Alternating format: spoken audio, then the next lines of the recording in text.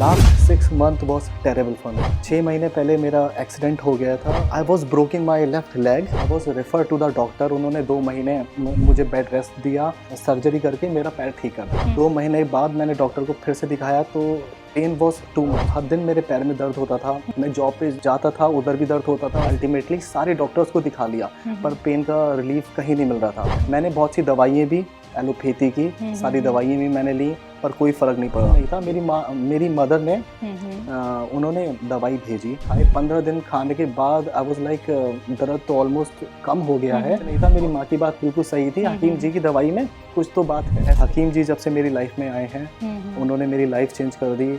मेरी सारी तकलीफ़ें बॉडी की दूर हो गई। नमस्कार, आदाब, स्वागत है आप सभी का हमारे बेहद खास प्रोग्राम में। मैं हूं आपके साथ शैलजा त्यागी।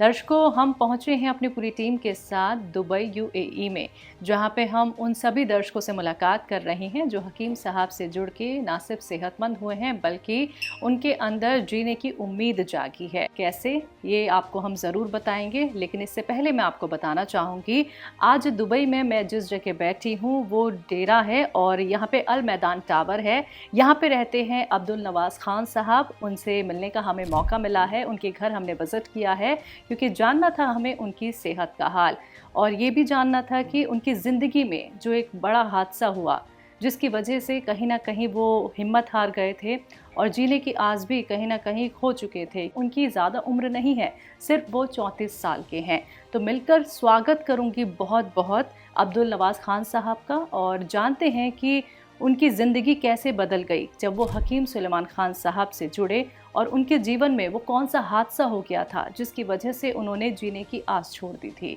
तो चलिए मिलकर स्वागत करते हैं सर का। बहुत बहुत स्वागत है। आदाब। Thank you very much. कैसे हैं आप? वालेकुम अस्सलाम। जी अल्लाह का शुक्र है, अब मैं बहुत बेहतर फील करता हूँ क्योंकि last 6 month was terrible for me. 6 महीने पहले मेरा एक्सीडेंट हो गया था और लाइफ बहुत टफ हो गई थी क्योंकि मैं, आप जो जानती हैं, मैं ऑपरेशंस में काम करता हूँ होटल में।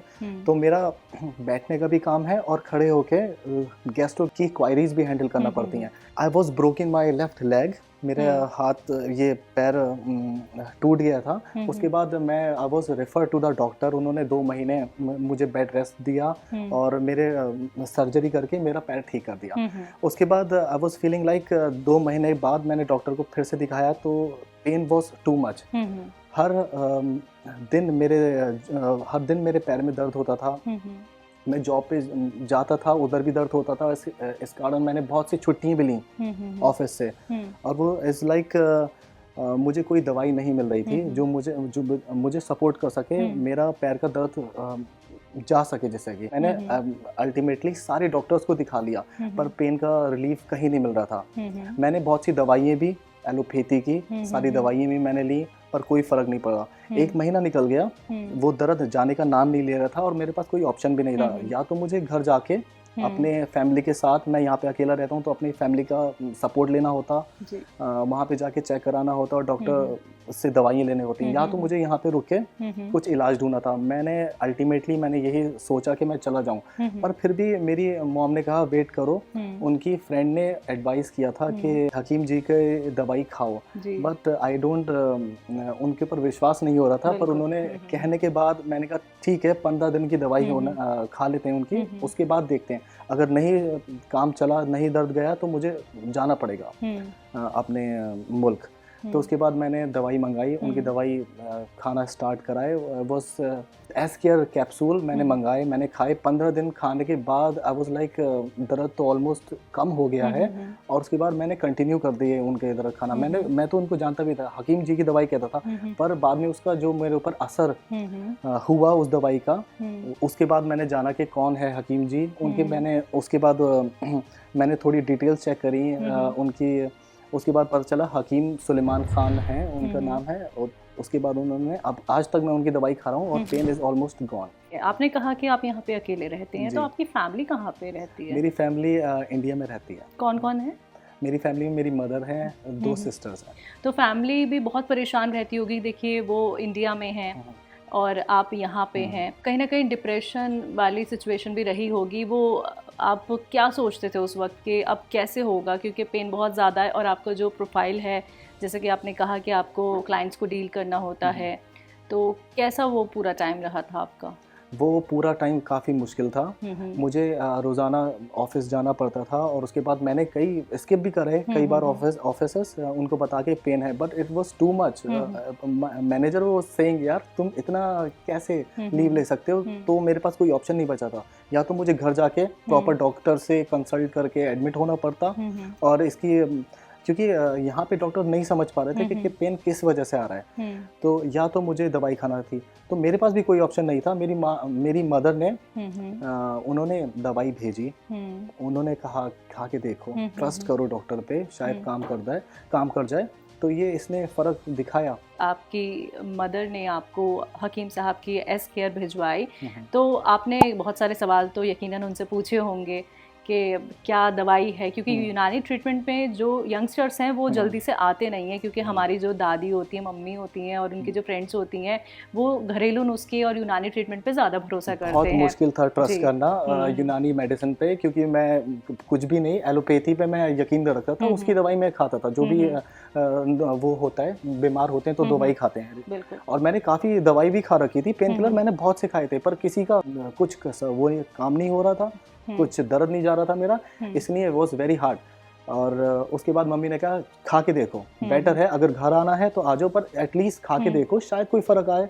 तो मैं ये भी सोच रहा था कि कोई साइड इफ़ेक्ट तो नहीं होगा, बट साइड इफ़ेक्ट कुछ नहीं था। मेरी माँ की बात बिल्कुल सही थी, हकीम जी की दवाई में कुछ तो बात है। एस केयर के तो बिल्कुल मैं अच्छा उनका फीडबैक दूंगा, क्योंकि उसने मेरी ज़िंदगी बदल दी, तो मेरे दोस्तों की भी कुछ भी दर्द की प्रॉब्लम है तो it's a good medicine ma'am. बिल्कुल।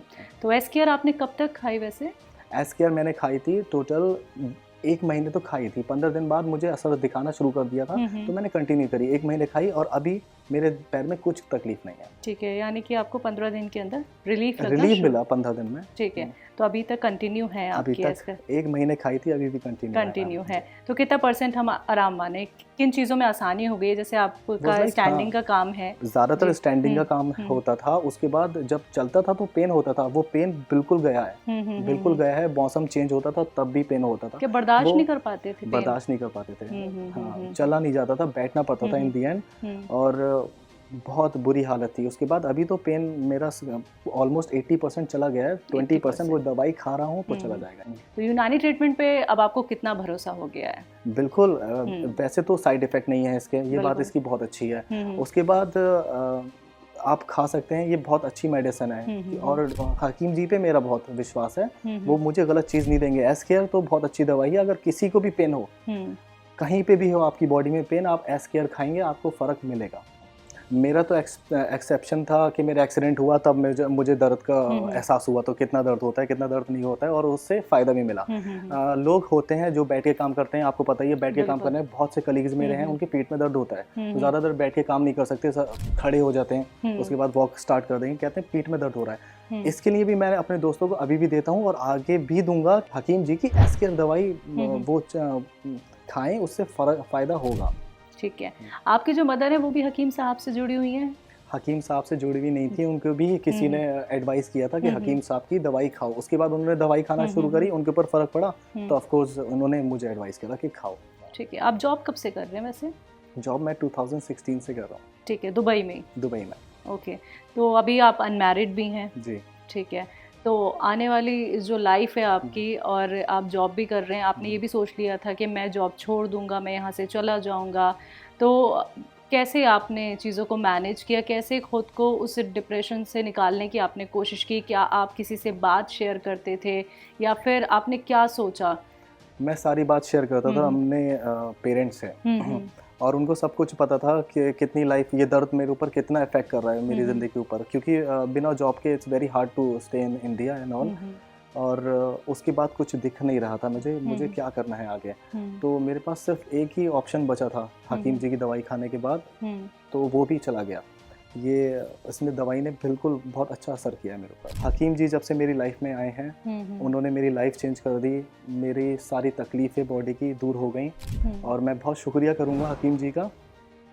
वो मेरी लाइफ में इतनी अच्छी मेडिसिन लेके आए। तो बहुत बहुत शुक्रिया, आपने अपना वक्त हमें दिया और बहुत अच्छा लगा ये जान के कि आपने हकीम साहब की दवाई इस्तेमाल की और आपको इतना आराम मिल गया है। तो हमारी पूरी टीम की तरफ से आपको बहुत सारी दुआएं, आप ऐसे ही फिट रहें, फाइन रहें। शुक्रिया अपना वक्त देने के लिए। Thank you.